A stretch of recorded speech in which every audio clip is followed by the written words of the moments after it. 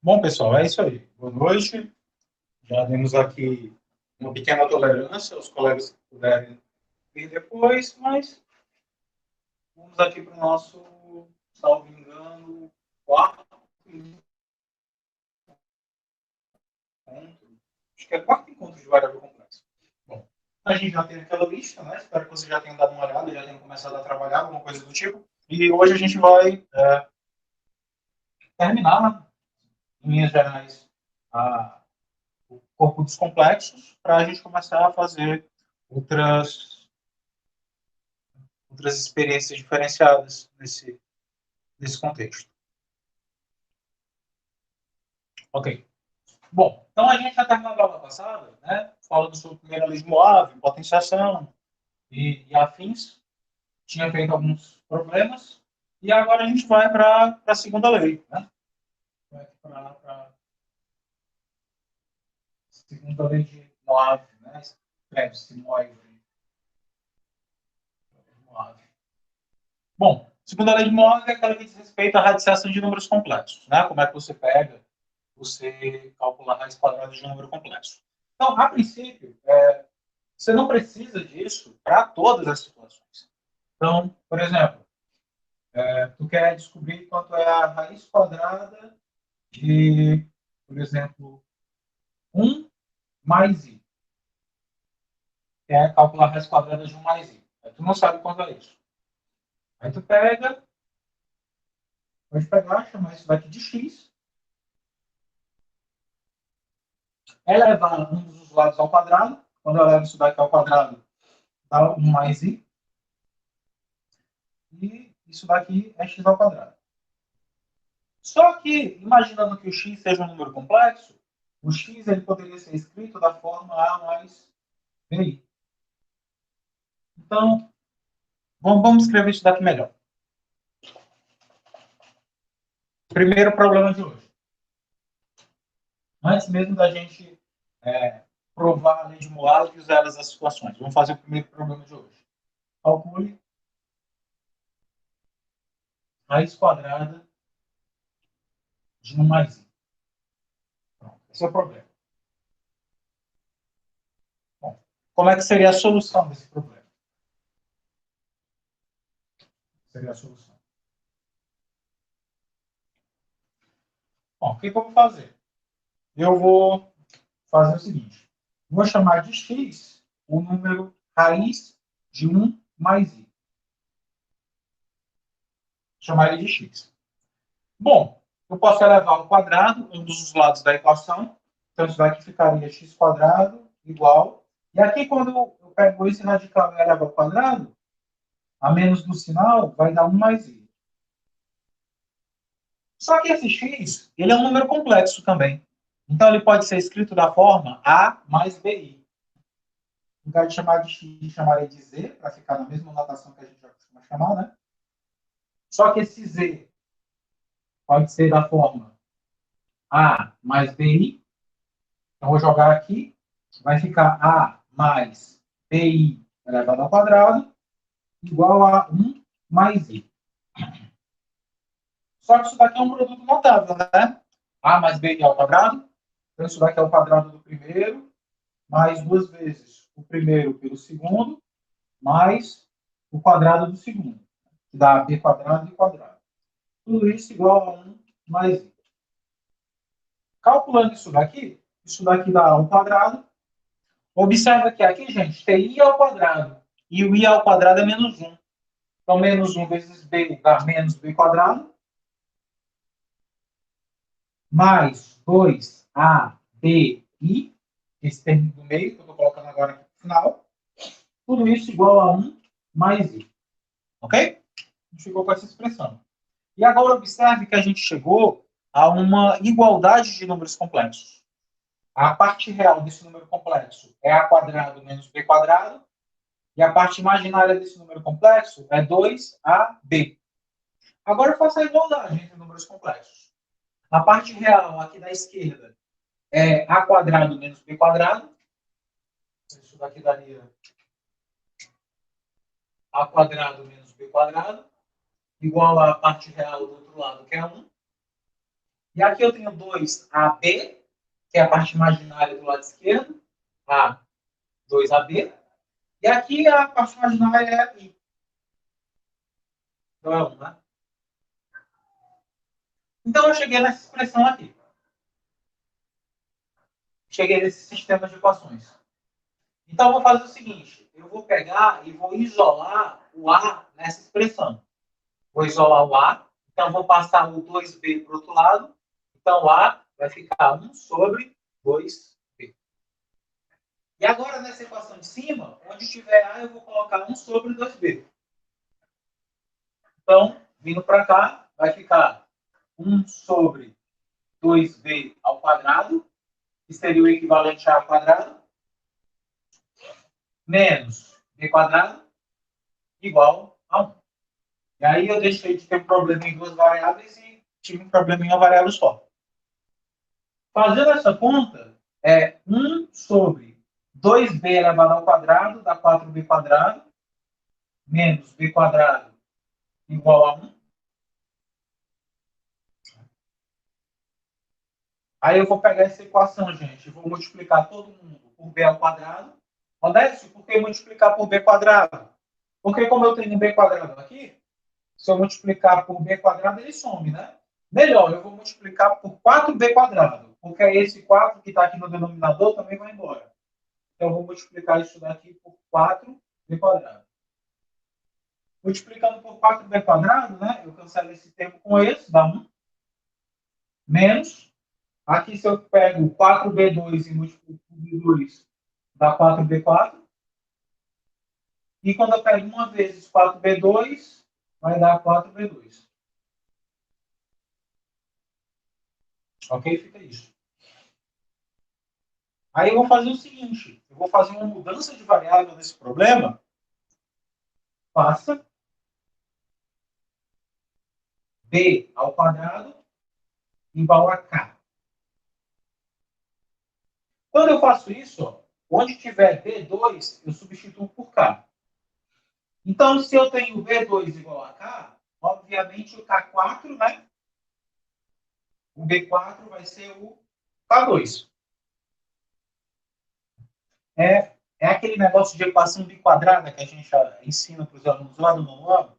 A mesma coisa, uma equação biquadrada, na variável B.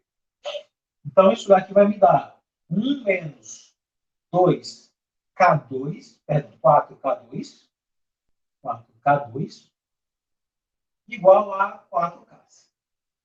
Agora fica mais bonitinho porque fica uma equação do segundo grau, né? Portanto, isso daqui vai ficar 4K2 mais 4K menos 1 igual a 0. Passando lá para o outro lado. Então, agora a gente vai resolver essa equaçãozinha aqui. Ok? Vamos aqui. Odécio. Pois não? Ei, Odécio. Pois não. Dá pra Pode tu falar? repetir essa parte aí do faz? Dá pra você repetir? Mas Pronto. tá embaçada aí. Isso, essa parte aí. Faço B2 igual a K. Por quê? Porque já aparece um B2 aqui. Então, ele viraria o K. E esse B4 é como se fosse B2, B2. Então, é como se fosse KK. Aí, como fica KK, fica K quadrado. Então, esse B2 que aparece aqui, ele é o K. E esse B4 que aparece aqui, como B4, ele é, na verdade, B2, B2. Então, B2 vira K. Então, B2, B2 fica KK, que é K quadrado. Então, o 1 continua, o 4 continua, o B4 vira K2 e Ele esse tá. B2 vira K. Ok? Beleza, beleza, beleza. Ele tá travando muito aí. Tá sim, sim. Tranquilo. Tá sim. Bom, agora vamos resolver essa equaçãozinha aqui. Isso daqui é uma equação de segundo grau, né? Você pode ir tentar resolver ela por Bhaskara mesmo, né? Então, fazendo Bhaskara aqui, o B, ele é... O B não, perdão, K, né? A variável k, ela vai ser menos b mais ou menos raiz quadrada de b quadrado menos 4 vezes a vezes c. O c é menos 1, né? Tudo isso sobre 2a. Então, o k seria menos 4, mais ou menos raiz de... Aqui dá 16, né? Aqui esse produto dá 16 positivo, então daria 32. Tudo isso sobre 8. Então, isso daqui daria menos 4, mais ou menos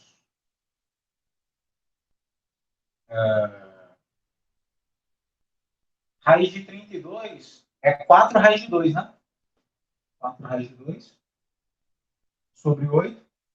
Aí eu posso pegar e dividir todo mundo por 4 para simplificar. Então, isso daqui dá menos 1, mais ou menos raiz de 2 sobre 2. Então, o K dá isso daí.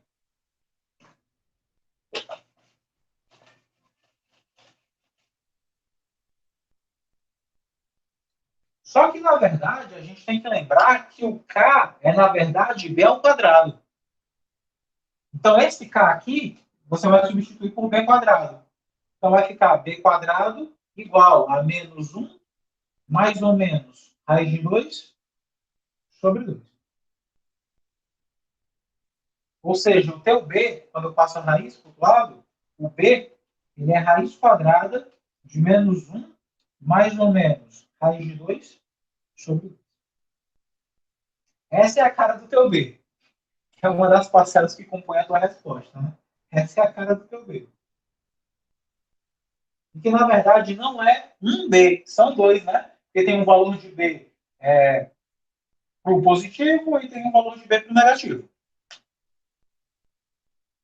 Então,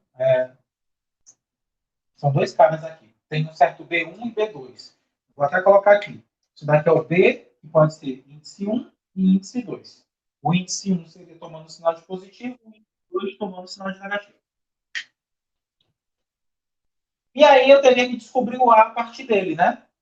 Só que aqui nos foi posto que o A ele é 1 sobre 2B. Então, se eu pegar esse B e substituir aqui, eu vou ter o A correspondente a ele. Então, aproveitando só esse pedaço aqui do A,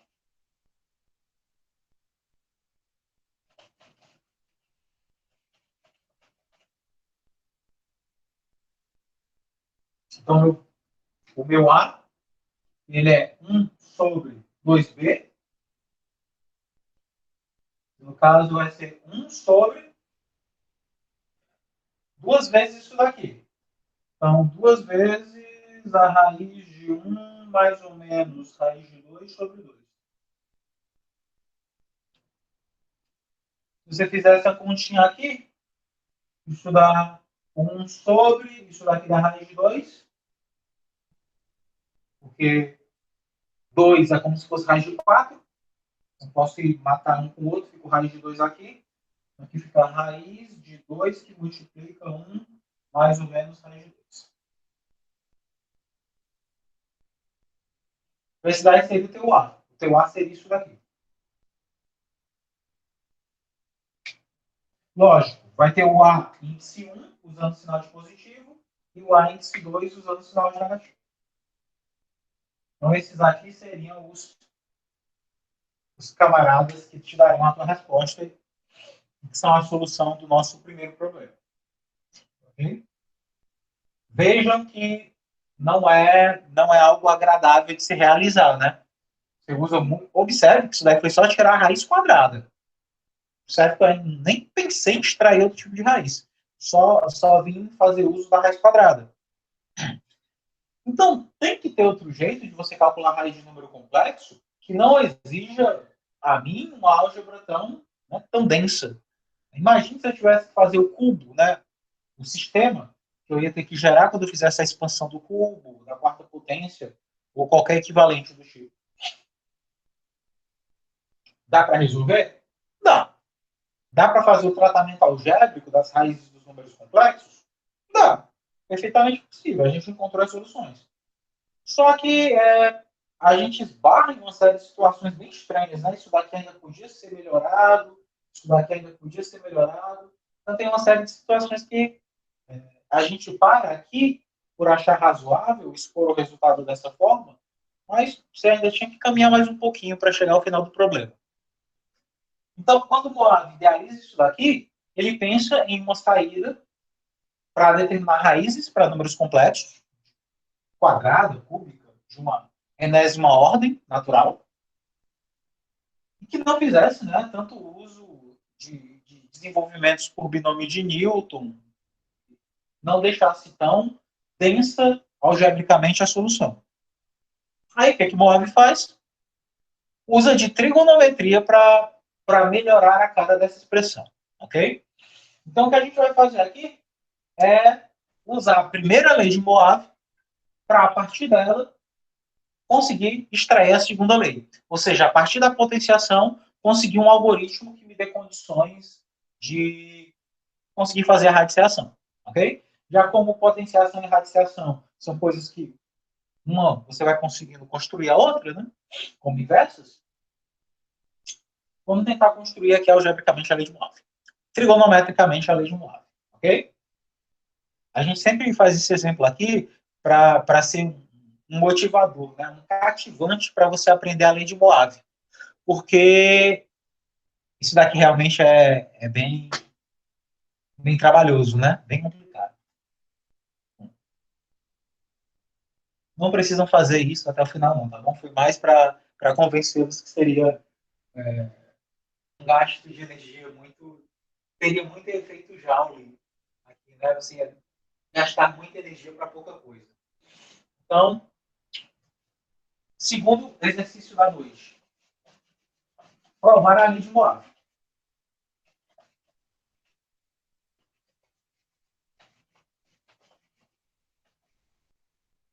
Então, segundo a lei de Moab, exercício 2. Prove que dado Z igual a ρ, cosseno de θ mais I seno de θ. Ou seja, dado o número complexo na sua forma trigonométrica ou polar, então, raiz enésima de Z, ela é a raiz enésima do módulo de Z que multiplica o cosseno de θ mais 2kπ sobre N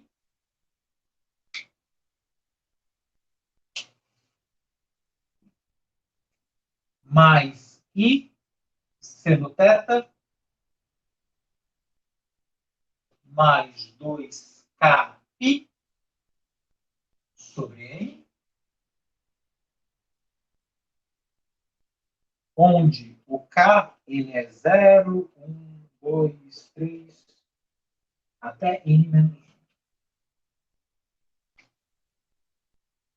Então, essa é a segunda lei de Moab.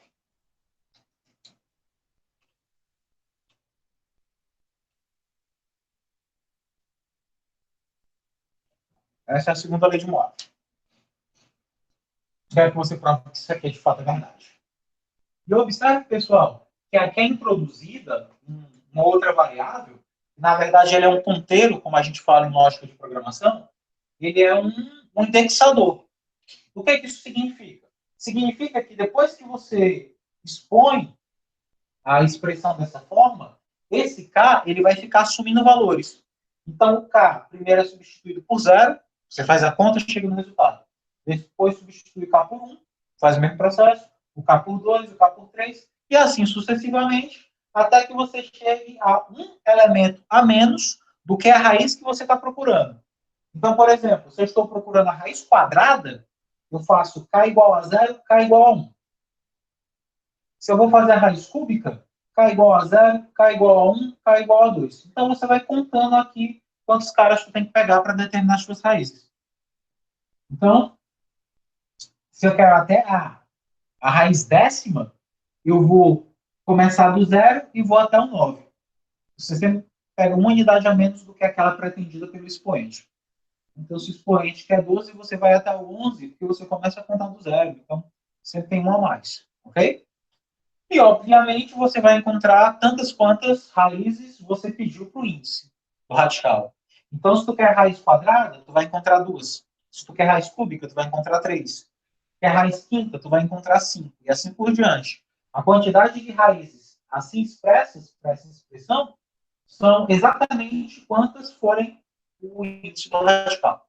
Então, se o índice do radical é 7, é a raiz sétima, tu vai ter 7 números complexos satisfazendo aquilo. Ok? Isso é importante, porque aí sedimenta o teorema fundamental da álgebra. Ok? Diz que todo polinômio sobre o corpo dos números complexos que tem grau n possui exatamente n raízes. Bom, eu vou apagar isso daqui, porque a demonstração, o enunciado já cobre o quadro todo, né? A demonstração vai, talvez, para o mesmo canto. Mas vocês vão ver que ela é bem fácil. Porque ela faz uso de trigonometria, e a trigonometria nos dá uma belíssima ajuda. Vou apagar aqui. Um ótimo problema. Prova. Tu sabe, por hipótese, que o Z é ρ cosseno de θ mais I seno de θ. E tu quer calcular a raiz enésima de Z. Então, a raiz enésima de Z ela vai te dar um certo resultado. Esse resultado eu vou chamar de W. E esse W, ele também é um número complexo. Então, ele também vai ter um módulo e também ele vai ter um argumento. Então, o módulo dele eu vou chamar de ρ barra. E o argumento dele eu vou chamar de θ barra. Só para não dizer que são os mesmos. Então, a raiz enésima de Z é o que eu quero. Vou chamar de W, por simplicidade. E o W, como é um número complexo, ele também vai poder ser escrito na sua forma trigonométrica. Porque ele vai ter um certo módulo, que eu ainda não sei quem é. Portanto, vou chamar de ρ barra. Eu não vou chamar de barra, não, porque barra vai dar aquela ideia de ser conjugado, né? Vou chamar de ρ tio e θ tio. Então, o W vai ter um certo ρ tio, cosseno de θ tio, mais seno de θ tio. Agora, o que eu vou fazer? Eu vou pegar essa expressão e toda ela eu vou elevar à enésima potência. Então, eu vou pegar aqui a raiz enésima de Z, W, e aí vou elevar à enésima potência. Vou pegar isso daqui, vou elevar a N, vou elevar a N. Isso daqui vai ficar elevado a N. Só que a partir do momento que eu chamo a potência N para W, vai agir a primeira lei de Moave. Então, bem aqui, nesse ponto, eu vou colocar aqui um asterisco em vermelho, bem aqui vai aplicar-se a primeira lei de Moave, que foi o que a gente viu na aula passada. Bem aqui vai agir Moave. Quando age Moave aqui, o que vai acontecer? Isso vai dar ρ tio elevado a n, porque o módulo do número complexo fica elevado ao expoente dado. Cosseno de n θ tio, porque a potenciação vem aqui para o cosseno na forma de produto, né, que a gente provou por indução, mais I seno de n θ tio. Então, essa expressão aqui, ó, ρ tio elevado a n, que multiplica o cosseno de n θ tio mais I θ tio, elas são oriundas de Moave, da primeira lei de Moave, ok? Só que aqui, na ponta do lado esquerdo, quando eu pego a raiz enésima elevado a n de z, dá o próprio z, né? E aqui eu vou deixar o w de lado, vou pegar só essa parte para a gente ter uma tripla igualdade. Então, isso daqui dá ρ elevado a n, cosseno de n θ tio, mais I seno de n θ tio. Ok. Só que o z, por hipótese, ele é ρ cosseno de θ mais I seno de θ. Então, isso daqui vai me dar, substituindo, vai me dar ρ cosseno de θ mais I seno de θ. Do outro lado, vai dar ρ tio elevado a n, cosseno de n θ tio, mais I seno de n θ tio.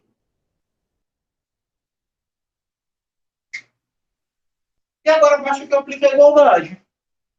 Quando eu aplico a igualdade, eu vou ter esse ρ aqui na posição desse ρ tio elevado a n, e eu vou ter essa expressão aqui, ó, trigonométrica polar, com essa daqui.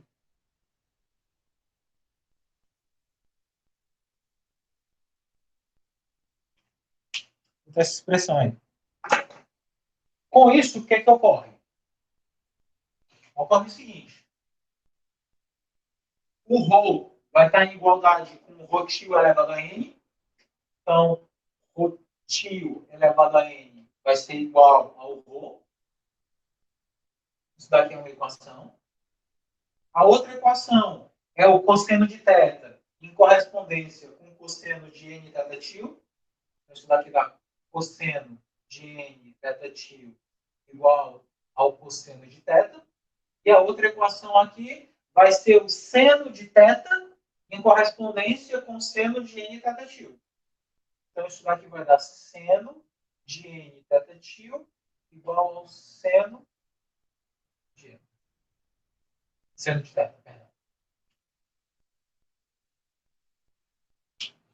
Então, agora eu vou ter que extrair daqui quem é o ρ tio e quem é o θ tio.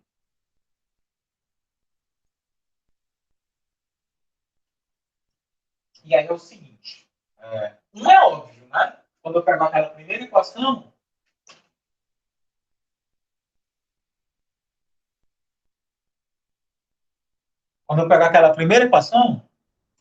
ρ tio elevado a n igual a ρ, passando um n para o outro lado, na forma de radical, porque aquele é uma potência, então o meu ρ tio ele vai ser raiz enésima de ρ. Pronto. Inclusive, é aquela primeira parte que a gente tinha que mostrar, né? Fora do meu colchete, tinha raiz enésima de ρ. Então, a primeira parte está feita.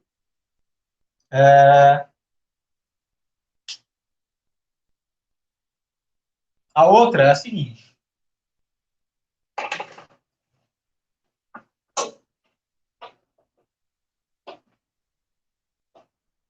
Só um instante.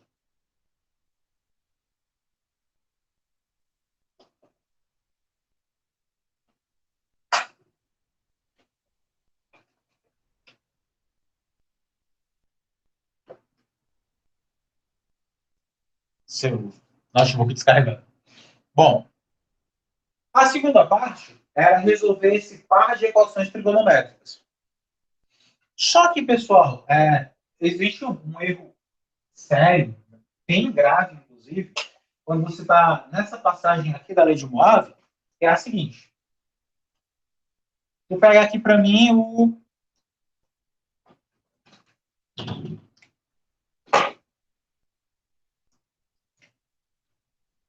cosseno de n θ tio igual ao cosseno de θ. Quando tu faz essa equação aqui, muita gente só quer cortar cosseno com cosseno. E aí fica dizendo que o θ tio é θ sobre n. Mas a gente tem que lembrar que dois cossenos são iguais, ou quando eles são ao mesmo ângulo, que aí tem uma correspondência direta, meio que você diz que cortou cosseno com cosseno, mesmo não sendo verdade. Ou então, quando um cara é um múltiplo de alguma volta completa do ciclo trigonométrico, né? A gente tem que lembrar que a função cosseno dos reais nos reais, né? Do 0, 2π no intervalo menos 1, ela é periódica de período 2π. Então, na verdade, quando tu pseudamente corta cosseno com cosseno, o n θ tio, ele é igual ao próprio θ, mais qualquer volta completa que ele dá em torno do ciclo, né? Onde esse K pertence aos inteiros. Então, essa parte aqui da expressão é conveniente, porque é o ângulo, né? Que aqui é o que o pessoal chama de argumento mínimo, né? E aqui esse 2kπ, 2π são 360 graus, então é uma volta do ciclo trigonométrico, e K é a quantidade de voltas que você dá. Onde esse K é um número inteiro, né? Ou seja, eu tanto posso estar percorrendo o ciclo no sentido horário como no sentido anti-horário. Por isso que o meu K é inteiro. Bom, e aí como eu quero apenas K tio, esse N sai, então θ tio é θ mais 2kπ sobre N. Esse daqui é o meu θ, enquanto esse daqui é o meu V. Que são os dois caras que aparecem lá na fórmula de Moab, né? Então, finalizando aqui a nossa construção da lei de Moab,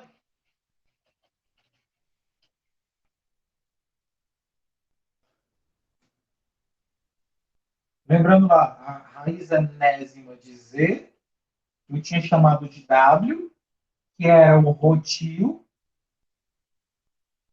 cosseno de θ tio, mais I seno de θ tio. Só que eu sei agora quem é o rotio. Quem é o rotio? O rotio é a raiz enésima de Rho. Então, isso daqui vai dar a raiz enésima de Rho, que multiplica cosseno de θ tio. Mas quem é o θ tio? É o θ mais 2kπ sobre n. Então, isso daqui dá o cosseno de θ mais 2kπ sobre n, mais I seno de θ mais 2kπ sobre n. E aí está a segunda lei de Moab, né? A versão trigonométrica da segunda lei de Moab. Onde, obviamente, esse K é um número inteiro, porque assim já estava. E esse K, ele vai ser indexado daquela forma lá que a gente propôs, o K assumindo valores entre 0, 1, 2, 3, até o N menos 1.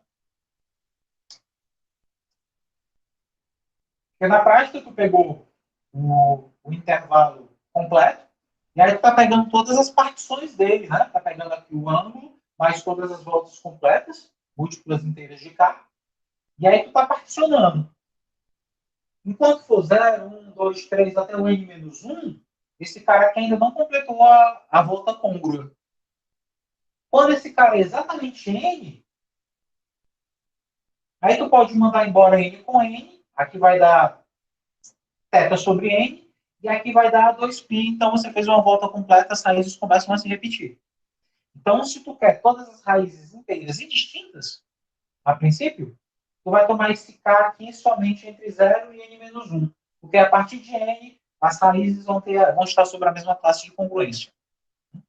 Então, todas as distintas, as raízes enésimas distintas de Z, são dadas por essa expressão, dado que o K vai variar entre 0 e N menos 1.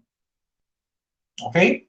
Então, essa é a demonstração da segunda lei de Moab, né? Para radiciação de números complexos. Dúvida, gente, sobre ela? A construção é bem sutil, né? É bem trigonométrica. Rodolfo, Pois não? este 2π. Ah, saiu da onde?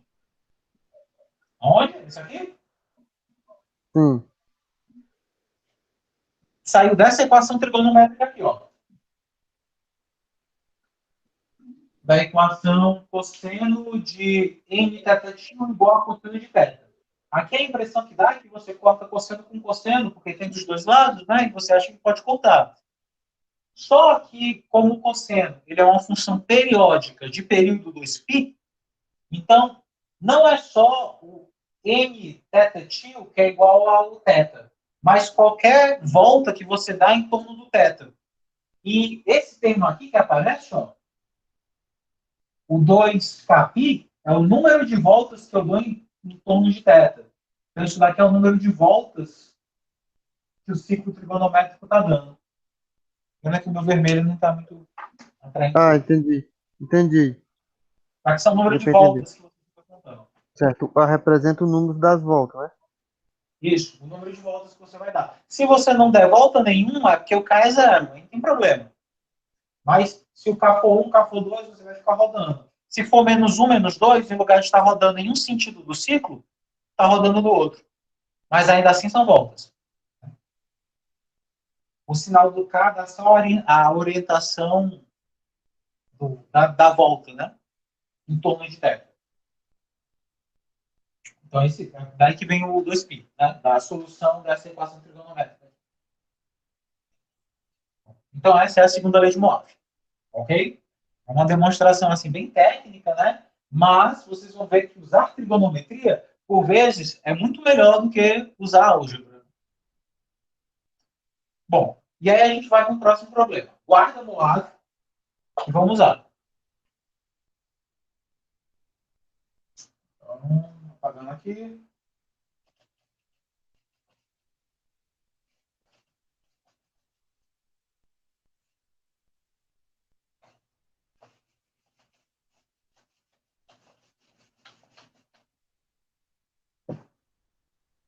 Vamos lá. Exercício 3. Vamos aplicar isso daqui. Calcule as raízes cúbicas de 8. Observe que eu não pedi para você calcular para mim a raiz cúbica. Eu pedi para que você calculasse para mim as raízes cúbicas. Porque se é cubo, são 3. Então eu tenho que ter 3 resultados aqui. Uma fica bem óbvia, né? A raiz cúbica de 8, a real, é o 2. A raiz cúbica de 8 é 2. Mas ainda devem haver dois outros números, no caso complexos, que sejam raízes de 8 também, cúbicas. Para a gente não ficar adivinhando, é porque nem como, a gente vai fazer o seguinte: solução. Eu vou chamar de Z o número 8. Bom, ele é um número complexo. Então a parte real dele é 8 e a parte imaginária dele é 0. Correto, gente? A parte real dele é 8 e a parte imaginária é aquela que deveria vir com I. Como não tem ninguém vindo com I, então é 0. Certo? Então o módulo dele, que é o ρ, pelo que a gente provou nas primeiras aulas, é a raiz quadrada de A quadrado mais B quadrado. Que daria a raiz quadrada de 8 quadrado mais 0 quadrado.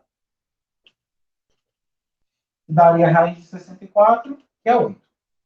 Então, o módulo dele é 8. Para descobrir o θ, a gente vai ter que usar aquele par de equações que a gente viu na aula passada. Cosseno de θ é A sobre ρ, seno de θ é B sobre ρ. Aplicando, vai ficar cosseno de θ igual ao A, que é 8, sobre ρ, que também é 8. Então, o cosseno dá 1. Aplicando o seno de θ é B sobre ρ. O nosso B em particular é 0. Então, dá 0 sobre ρ, que é 8. Então, isso é 0. Eu estou procurando, gente, um ângulo cujo cosseno seja 1 e cujo seno seja 0. Então, eu quero um camarada da primeira volta positiva do ciclo para o qual o seno seja 1 e o cosseno seja 1 e o seno seja 0. Claramente, esse ângulo aqui é o ângulo de 0 graus, né? O cosseno é 1 e o seno é 0. Então, com base nesse par de equações aqui, o θ, que é o meu ângulo, é um ângulo de 0 graus. Ok? eu vou usar molar. Como eu quero descobrir a raiz cúbica, o n, que é o índice da raiz em questão, ele é 3. Porque eu quero a raiz cúbica, né? Se a raiz é cúbica, o índice é 3. Então, a raiz cúbica de 8, que é o que eu quero. Agora eu vou jogar lá na lei de Moave. Ela vai ser, então, a raiz cúbica de z, que é o que eu quero. Vai ser a raiz cúbica de 8.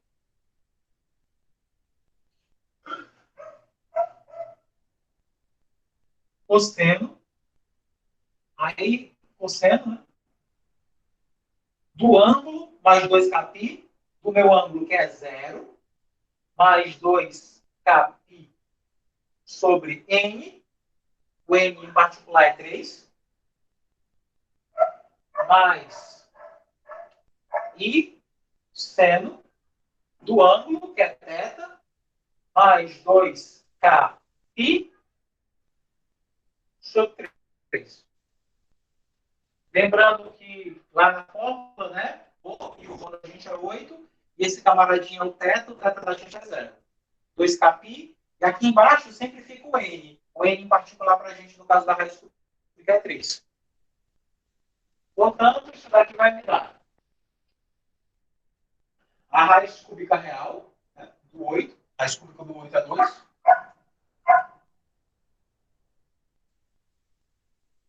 Cosseno. Aqui, pessoal, 0 mais 2π dá 2π, né?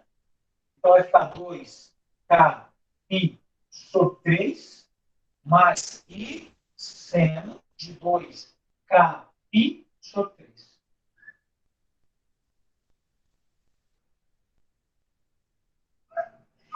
Então, aqui é a forma geral das raízes cúbicas de 8. Como a minha raiz em questão é uma raiz cúbica, o k ele vai assumir que valores possíveis. Se a raiz é cúbica, primeiro o k é 0, depois o k é 1, e por fim o k é 2. Observe que 0, 1, 2 dão exatamente 3 raízes. Raiz cúbica, né? Devem ser 3. Você sempre começa a contagem pelo k igual a 0, que seria a hipótese de não haver nenhuma volta. Então, k igual a 0, k igual a 1, k igual a 2. Então, eu vou fazer essa conta aqui com 3 valores distintos. Primeiro tomando k igual a 0, depois o k igual a 1 e, por fim, o k igual a 2. Então, vamos lá. Apagar aqui o machado.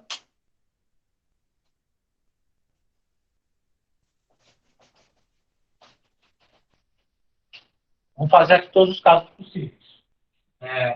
Primeiro, vamos tomar k igual a 0. Fazendo k igual a 0 aqui, vou chamar de Z1. Z1 vai ser a minha primeira raiz. É a raiz 1. Então, basta eu pegar essa expressão aqui e substituir o k por 0. Então, isso daqui vai ficar 2. Cosseno de, olha, gente, fazendo k igual a 0, vai dar 2 vezes 0 vezes π, que dá 0. Dividido por 3, também é 0. Então, isso daqui vai dar 0 grau mais 0, não pode passar 0. 0 mais i seno de 0. Isso daqui vai dar 2. O cosseno de 0 é 1, mais i vezes seno de 0, que é 0. Então, isso daqui vai dar 2 vezes i vezes 0 é 0, mais 1 é 1. E 2 vezes 1 são 2.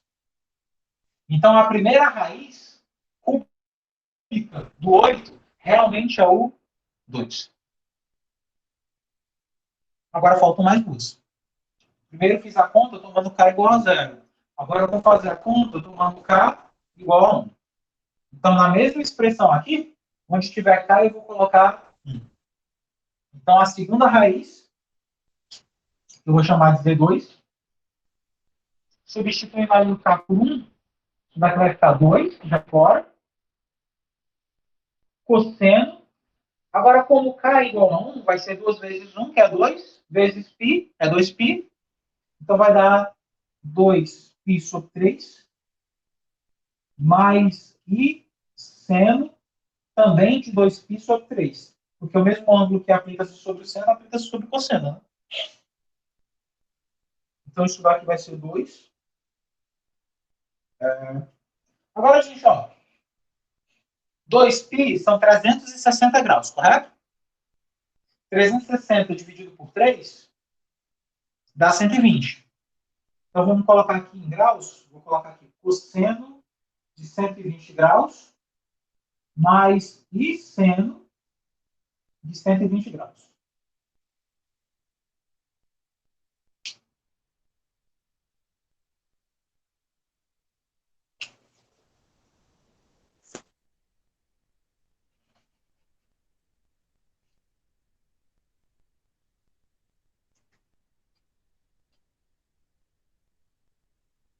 Ok. Então, isso daqui vai dar 2. Gente, quanto é que vale o cosseno de 120? Cosseno de 120 graus.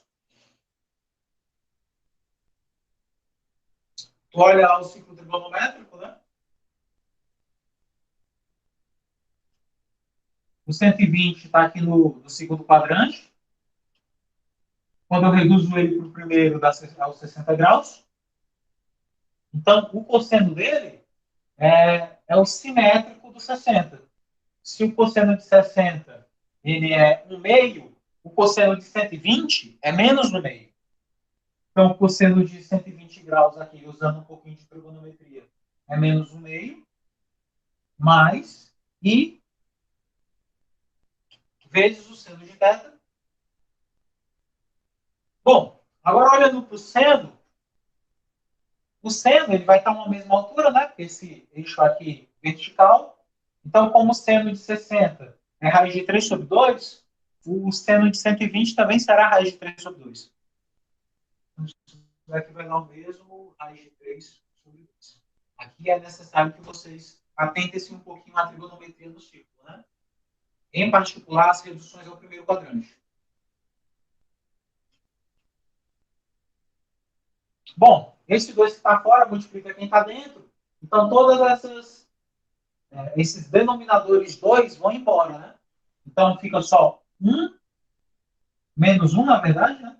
Mais raiz de 3 i. Então, essa é a segunda raiz. Esse é o número complexo que é elevado ao cubo na 2. Se você faz essa conta usando binomes de Newton, é engraçado, porque esse cara é um número complexo. Entretanto, quando eu pego essa soma que é elevada ao cubo, ela se torna real. Não tem mais o i. Então, é interessante essas coisas que Moab faz. E quem é a última raiz? Eu já fiz k igual a 0, já fiz k igual a 1, por fim vou fazer k igual a 2 e finalizar o meu problema. Já tenho a primeira raiz, a segunda raiz, vou para a terceira raiz, que é a raiz de 3. Então, nesse caso, na minha expressão, onde houver k, eu vou substituir por 2.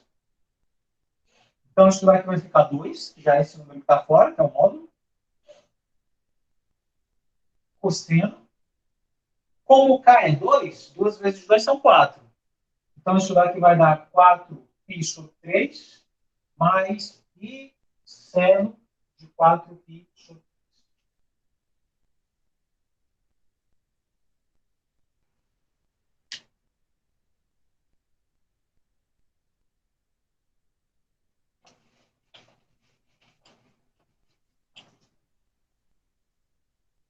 Bom, isso daqui vai dar 2. Cosseno. Vamos lá, gente. Π sobre 3 é 180 dividido por 3 é 60, né? 60 vezes 4, 240. Então, vou estar aqui com 240 graus mais I seno de 240 graus. Aqui vai dar 2, que multiplica. Agora, vamos observar quem é o seno e o cosseno de 240. Gente, o 240 ele é um ângulo do terceiro quadrante. Então, ele está bem para aqui assim. 240 é exatamente 180 mais 60. É justamente pegar aqui os 60 graus e rotacionar mais 180, né? Aí ele vai bater no terceiro quadrante. E no terceiro quadrante, pessoal, tanto seno como cosseno são negativos. Né? Está apontando para trás, está apontando para baixo, então é tudo negativo com respeito a essa orientação do ciclo. Então, são os mesmos valores que outrora estavam aqui, só que todos negativos. Né? Então, é menos meio, menos e raiz de 3 sobre 2. E esse 2 que está fora, multiplica quem está dentro. Esses denominadores 2 vão embora. Então, vai ficar menos 1, menos raiz de 3. Esse é outro número complexo. Ok? Então, essas são as raízes cúbicas de 2. Perdão, de 8, que é o que o enunciado solicita. A primeira raiz cúbica do 8 é o 2, que é aquela mais conhecida por todos nós.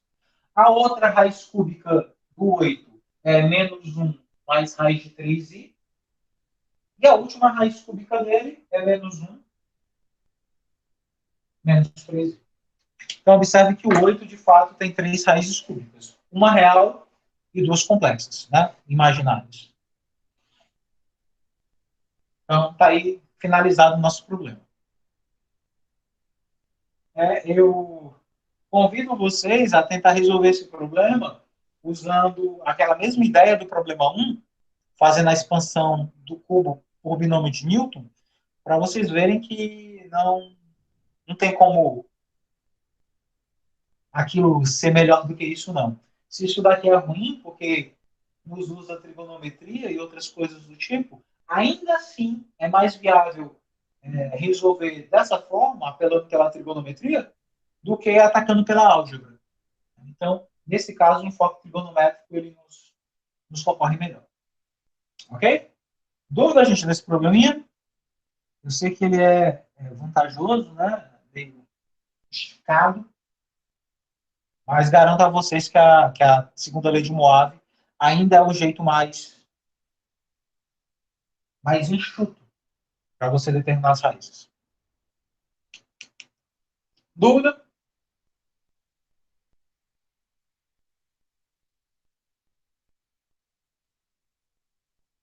Ok. Vou tomar o silêncio de vocês como um momento de reflexão. Tá bom? Caso vocês tenham dúvidas depois, Não, deu para entender. não vai entender, né? Depois Deu tentem fazer as contas sozinhos para vocês verem se vocês conseguiram fazer mesmo. Normalmente as dúvidas vêm depois. Pronto. Outro exercício bem interessante é o seguinte.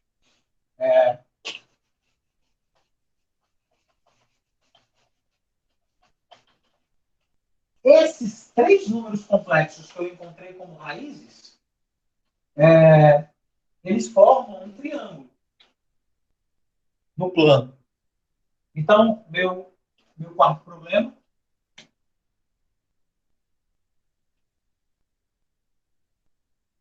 determine a área do triângulo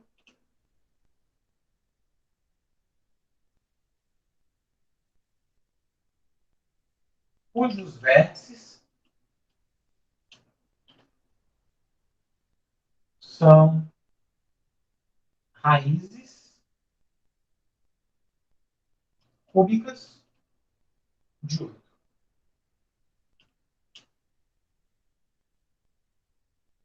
Eu estou usando a raiz cúbica de 8, porque como ela já foi feita anteriormente, então a gente já tem os resultados, né? Mas podia ser de qualquer outro número, aí você teria que fazer tudo o que a gente já fez, mais isso que a gente vai fazer agora. Uma ótima questão de prova, inclusive. Então, determine a área do triângulo cujos vértices são as raízes cúbicas de 8. Solução. Ó, quais foram os números que eu encontrei na questão anterior? Vou usar a questão anterior. As raízes cúbicas que eu encontrei foram 2,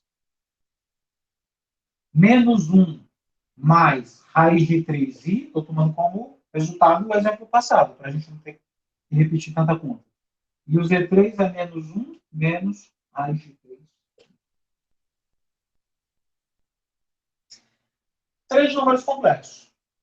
E a gente sabe que cada número complexo desse tem um afixo associado, né? Tem um ponto lá do plano cartesiano em correspondência bionívoca com ele. Então, o ponto Z1, aliás, o número complexo Z1, ele está atrelado a um ponto P1, o Z2 associa-se também a um certo ponto P2, o Z3 associa-se a um ponto P3. O ponto P1, ele é 2 e 0. O zero dele se dá porque ele não tem parte imaginária, né? Já o ponto Z2, ele tem coordenadas menos 1, que é a sua parte real, raiz de 3, que é a sua parte imaginária. E o ponto P3, que vem do número complexo Z3, ele é menos 1 menos raiz de 3. Então, esses três pontos, lá no plano cartesiano, nesse caso aqui vai ser visto como plano polar, né? O plano de Argand-Gauss, onde os números complexos determinam os afixos, lá. Não teria o 2, 0, que seria mais ou menos por aqui, ponto P1. O ponto P2, que é menos 1 e raiz de 3. Menos 1 está aqui embaixo, a raiz de 3 está aqui. Sei lá, mais ou menos por aqui.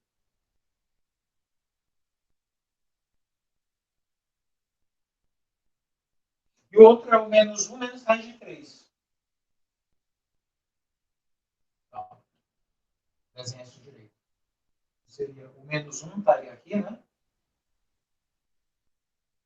Menos 1 e o raiz de 3, então estaria aqui por cima. Seria o P2. E aqui menos 1 menos raiz de 3, o menos 1 já está aqui, o menos raiz de 3 está aqui por baixo.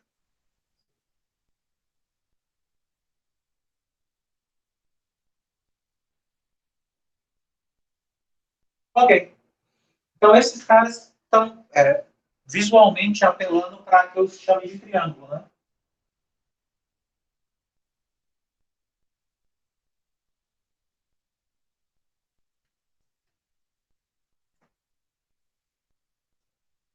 Então, para que eu quero calcular essa área.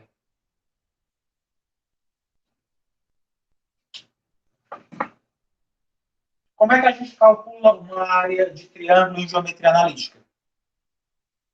Chamando de S a área desse triângulo, a gente sabe que ela é um meio do módulo do determinante formado pelos pontos. Correto, gente? É assim que a gente ensina a geometria analítica no terceiro ano do ensino médio, né?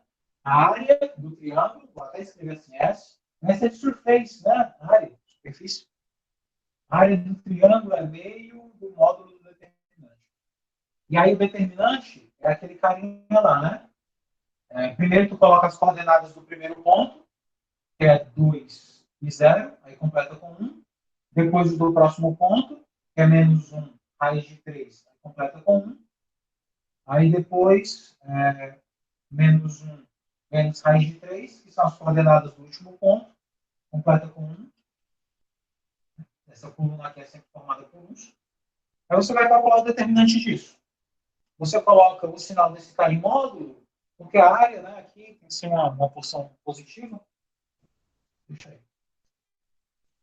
Vamos calcular esse determinante, né? Repetindo aqui as duas primeiras colunas. Usando a regra de Starry, né? Então, isso vai dar o quê? 2 raiz de 3, 0, raiz de 3, nas diagonais principais. Nas diagonais secundárias, dá 0, que muda de sinal, 2 raiz de 3. E aqui também muda de sinal, dá raiz de 3. Então, isso daqui vai me dar quanto? Vai me dar 6 raiz de 3. 6. Então, o determinante deu 6 raiz de 3. Portanto, a área do triângulo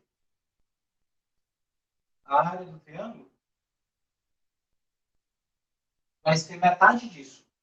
Vai ser a metade, né, meio, como sugere a equação, do módulo de 6 raiz de 3.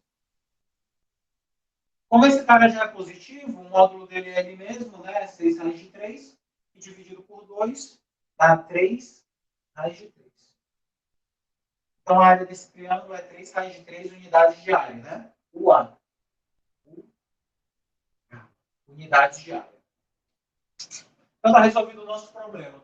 Então, dado aquela situação algébrica, as raízes cúbicas do 8, as raízes cúbicas do 8 no plano formam um triângulo, e o triângulo assim formado tem a área 3 raiz de 3. E aí, pessoal, dúvida nesse problema?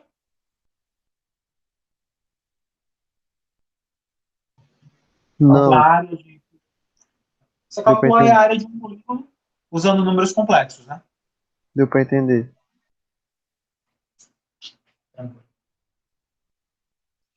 A quantidade de problemas que a gente vai fazer hoje é relativamente menor do que o das aulas anteriores, porque a gente está provando pouca coisa e calculando, né?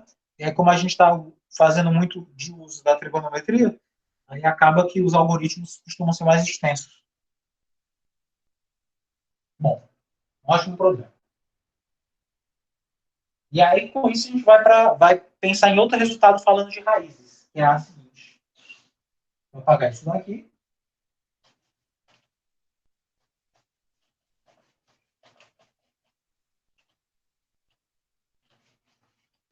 Professor, Pois não? é até que hora mesmo, hein? Oi? Vai até que hora mesmo? A gente tem um problema ou outro, acho que até umas 8h30, um pouquinho a mais, talvez. Não muito mais do que isso. Problema 5. Prove que se Z pertencente aos complexos é a raiz de um polinômio,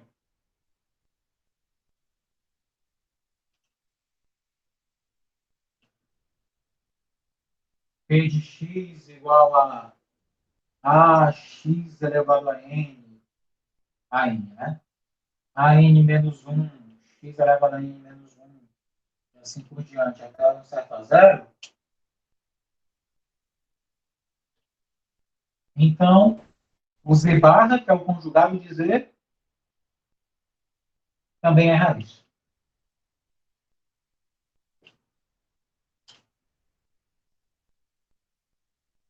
Isso é um resultado muito bonito. Isso é um resultado que me diz que se um número complexo é raiz de um polinômio, ou seja, se ele anula um polinômio, o conjugado dele também anula.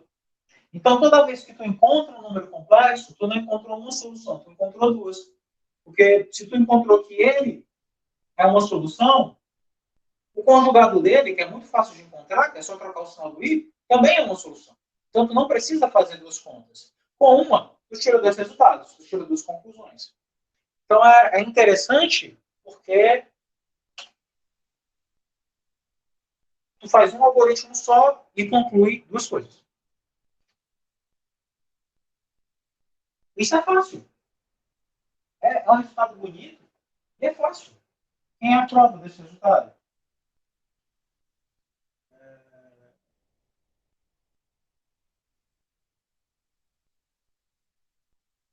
Então, ó, se Z é uma raiz de P de x, então isso significa dizer que PZ, né, P de Z, é zero.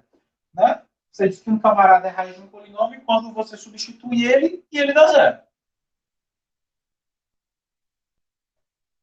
Então, isso significa dizer que o P de Z é substituir o x por z. Então, em lugar de ser x elevado a n, é z elevado a n. Z elevado a n menos 1, até o final.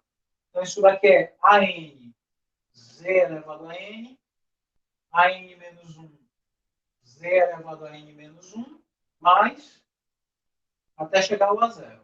E tudo isso tem que dar zero. Isso daqui significa dizer que o z é uma raiz. Aí, o que eu vou fazer? Bom, se eu já sei algo sobre z, eu agora vou buscar algo sobre z barra. Vou tentar substituir o z barra lá para ver o que dá. Então, quem seria o meu z barra? seria chegar nesse polinômio e onde tiver x, trocar o x por z barra. Então, o AN, x elevado a n, seria o AN, z barra elevado a n, mais o AN menos 1, x elevado a n menos 1, é o AN menos 1, z barra elevado a n menos 1, e assim por diante, substituindo o x por z barra, até chegar no A0, que é o último termo do polinômio. Bom, só que essa barra aqui é a conjugado, né? E o conjugado, a gente viu que ele tem propriedades, né? Quando ele está todo dividido na soma, você pode colocar um conjugado só para a soma toda. Então, usando de posse de todas aquelas propriedades de conjugado que a gente provou, ou foi na aula 1 ou foi na aula 2, todas essas barras que estão soltas aqui podem se converter em uma barra só. Então, posso escrever assim, ANZN, já tirando a barra dele, AN menos 1, Z elevado a N menos 1, também já sem a barra, e assim contiguamente até chegar no A0, e colocar uma única barra. É como se todas essas barras menores que tivessem aqui dissolvidas, né, fossem substituídas por uma única barra. Só que isso daqui, ó, gente, que ficou embaixo da barra, isso daqui que ficou embaixo da barra, ó, que ficou embaixo da conjugação, é essa mesma expressão que tem aqui, ó. ANZN, AN menos 1, ZN menos 1, soma até chegar no zero, no A0. Isso daqui, por outro lado, vale zero, porque ele é uma raiz. Então, tudo isso daqui que eu destaquei em vermelho, que está embaixo da barra do conjugado, é zero. Portanto, isso daqui vai ficar zero barra.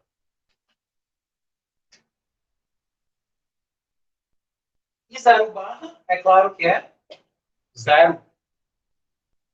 Conclusão, o P de Z barra também deu zero. E quando a aplicação sobre um polinômio dá zero, significa que esse camarada em particular também é uma raiz. Então, concluir que P de Z barra é igual a zero é concluir que Z barra é raiz. E aí finaliza a nossa demonstração. Se o Z é uma raiz, então o Z barra também deve ser. Então, dado um polinômio, se eu encontro uma solução complexa para ele, o conjugado daquela solução também é uma solução para ele. Então, as raízes complexas em um polinômio, elas só ocorrem aos pares. Então, se tu tem o Z como uma raiz, o Z barra também tem que ser. Então, tem dois. Aí, se tu encontra um terceiro número complexo, que é diferente desses dois, ele também vai ter um conjugado participando. Então, já são 4. Então, você nunca tem uma quantidade ímpar de complexos no polinômio. A quantidade de complexos, dessa forma aqui, são sempre par. Ok? Então, fica aí provado que se o Z é uma raiz para o polinômio, o Z barra também tem que ser. Dúvida nessa construção? Onde a gente usou a ideia do que é uma raiz de polinômio e pelas propriedades do conjugado conseguiu convencer-se que o conjugado também deve ser uma raiz? Tranquilo? Ok. Outro resultado também bem interessante aqui.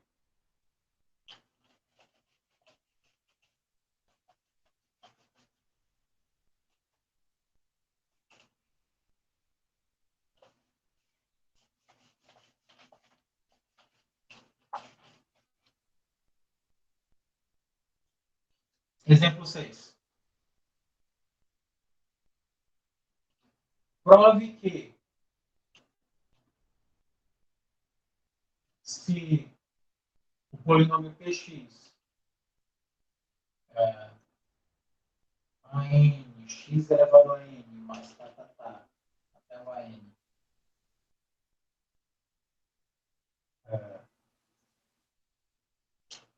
tem apenas uma raiz real,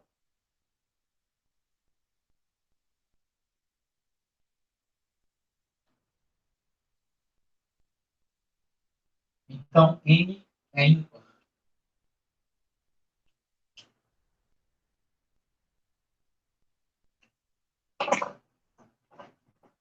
Então, eu estou te dando um polinômio e eu estou afirmando que ele tem apenas uma raiz real. Então, você tem que me garantir que o n é ímpar. Como é que a gente provaria? Isso daqui. Pronto.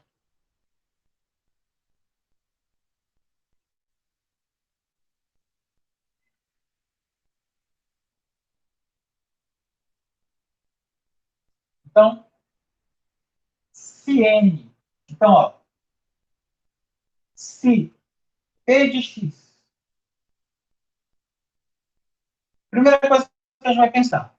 O p de x, ele tem o x elevado a n, que provavelmente é o maior expoente. Pelo menos é o que parece. Então, o p de x ele tem grau n. Né? Se fosse 3, ele teria grau 3, grau 7, grau qualquer coisa. Então, se px tem grau n, então, pelo teorema fundamental da álgebra, teorema fundamental da álgebra, p de x tem n raízes. N raízes em C, né? No conjunto dos números complexos. Então, se o polinômio tem grau n, ele tem que admitir exatamente n soluções, n raízes, né? Foi-me dito que apenas uma é real. Bom, se ele tem n raízes e uma delas é real, então, se uma é real, as demais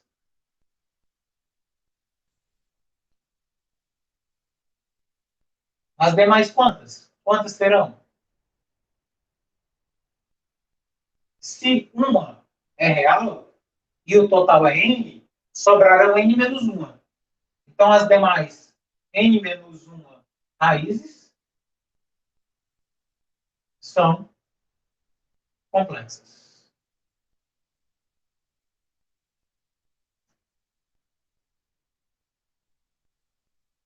Só que, pelo que a gente viu no resultado anterior, as raízes complexas, elas nunca ocorrem sozinhas. Elas sempre ocorrem aos pares. Porque ocorre a raiz e o conjugado. A raiz e o conjugado. Então, se eu tenho n menos 1 complexas, eu estou contando tanto as raízes em si, como seus conjugados, que também são raízes. Então, cada número complexo, de certa forma, conta duas vezes. Porque conta para si e conta para o seu conjugado. Então, como Z e Z barra são raízes, então, esse n menos 1 aqui é um número par. Porque ele vai representar todos os complexos envolvidos. E todos os complexos envolvidos em raízes de polinômio têm que ter uma quantidade par. Então, esse n menos 1 aqui é o quantitativo de soluções complexas para o meu polinômio, ele é um número par. Então, esse n menos 1 é par. Bom, se n menos 1 é par, o próximo depois dele tem que ser ímpar.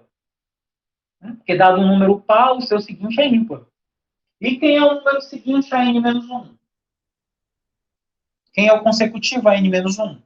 É o próprio n, né? Então, se o n menos 1 é par, por consequência, o n deve ser ímpar. Logo,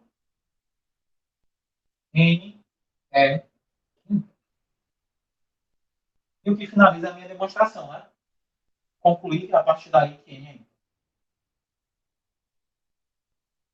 Então, se eu tenho um polinômio para o qual eu só tenho uma raiz real, Então, o grau desse polinômio tem que ser necessariamente ímpar. Não pode existir um polinômio de grau 3 com 2 reais e uma imaginária. Isso não pode existir. Ou as 3 são reais, ou é uma real e 2 imaginárias. 3 imaginárias também não pode ocorrer. Porque se as 3 são imaginárias, ou essa é conjugada dessa, e essa daqui fica sozinha, coisa que não pode ser, porque ela só ocorre aos pares, ou as 3 são distintas, e cada uma delas tem que provocar uma raiz conjugada. Então não seriam 3, seriam 6. Seria um absurdo também. Então, em um polinômio do terceiro grau, por exemplo, só existem duas configurações de raízes. Ou as 3 são reais, ou é uma real e 2 complexas. A mesma coisa ocorre num polinômio de grau 5. Ou é uma real para 4 complexas, ou são 3 reais para 2 complexas, ou são as 5 reais. Não existe outra configuração para as raízes de um polinômio de grau 5 que não sejam essas. Ok? Então, dado um polinômio de grau ímpar, esse polinômio de grau ímpar, todo polinômio de grau ímpar, tem pelo menos uma raiz real. Que é o último resultado que a gente vai provar para finalizar a aula de hoje. Então, vou enunciar aqui embaixo e provar. Todo polinômio em Rx. Rx é o conjunto dos polinômios com coeficientes reais. Ok? Então, todo polinômio em Rx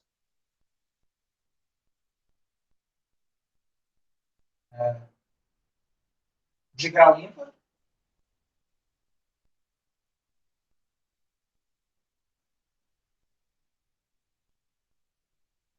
tem pelo menos uma raiz real.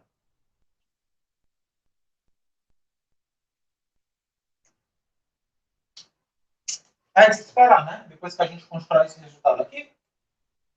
Engraçado que a ideia que dá é que uma é o se somente se da outra, né? Porque aqui eu estou dando um polinômio e digo que ele tem apenas uma. E aqui não é apenas, aqui é pelo menos. Então essa daqui é a mais forte. Aqui diz que é apenas uma. Mas se fossem 3, também daria certo. Se fossem 5.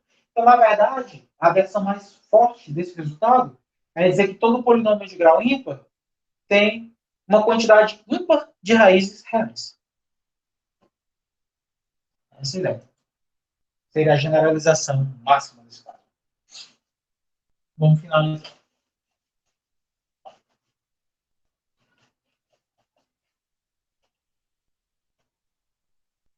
Provo.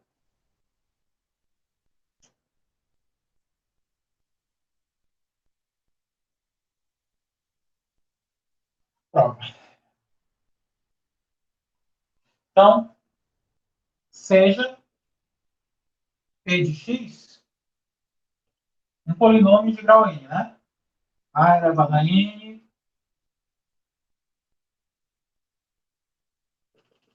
aquela zero. E eu tenho que ter o grau ímpar. Então, onde o n, que é o grau dele, é ímpar.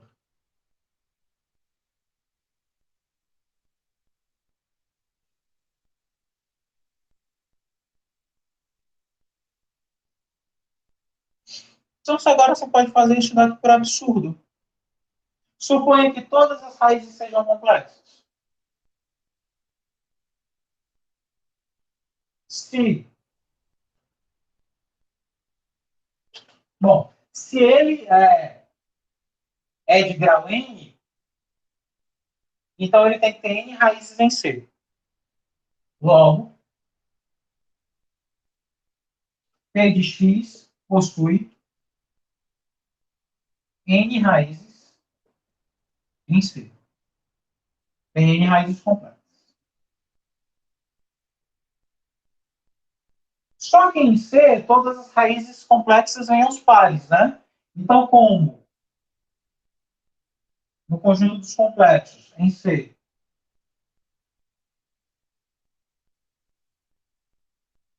as raízes ZZ barra são pares?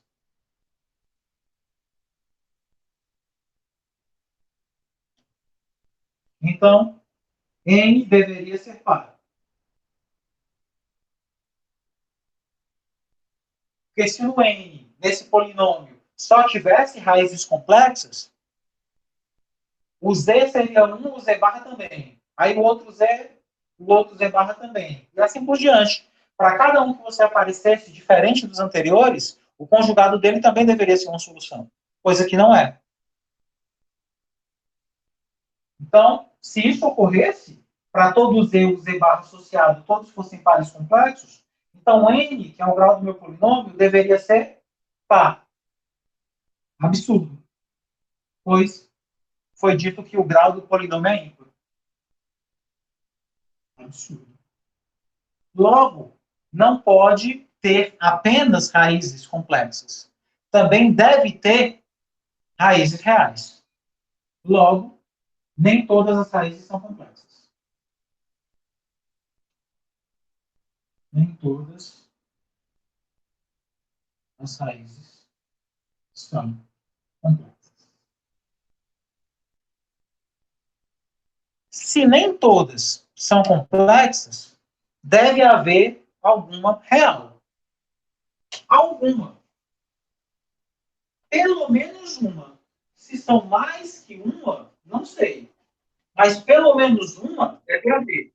Porque se não houvesse essa pelo menos uma, seria tudo complexo, coisa que não pode por conta do grau do polinômio ser ímpar. Então, portanto, há pelo menos uma raiz real. Do contrário, se não houvesse, todas seriam complexas, o que daria uma quantidade par de raízes que seria um absurdo sobre o grau do polinômio. Então, há pelo menos uma raiz real nesse caso. Então, se tu tem um polinômio de grau ímpar, existe pelo menos uma raiz real. E com isso a gente finaliza a demonstração. Ok? Um resultado muito adequado. Bom, gente, então com isso a gente finaliza esse primeiro bloco, né? Nessas 4 primeiras semanas, a gente fez toda a construção de complexos com respeito a toda a sua álgebra, a sua característica de corpo, suas operações, tanto do ponto de vista mais algébrico como trigonométrico, explorando as leis de Moave, a forma polar, coisas do tipo. E aí, com isso, a gente finda esse primeiro momento. E aí, a gente tem a lista e a prova aí para o G9. Ok? Eu trabalho nos exercícios da lista. E aí, no próximo encontro que a gente tiver, a quarta-feira, a gente vai começar a ir para a parte mais delicada da variável complexa. A gente vai falar de extensão de funções, vai ver exponencial, logaritmo, trigonométricas complexas. Aí, para daí ir para os conceitos de continuidade, diferenciabilidade, integração em variável complexa. Ok? A gente começa mesmo a fazer mais um cálculo em variável complexa. Ok? Então, com isso, a gente finda esse primeiro bloco dessas 4 primeiras semanas. E aí, foco na lista. Estudem para a prova, que ela vem nesse modus operandi aqui. Ok? Um pouco de aplicação, mas principalmente treinem e busquem os exercícios de demonstração. Ok? Dúvidas? Bom, pessoal, então é isso. Eu agradeço aí a participação de todos e a gente se encontra na próxima quarta-feira. Essa semana eu estou postando aí as atividades, viu?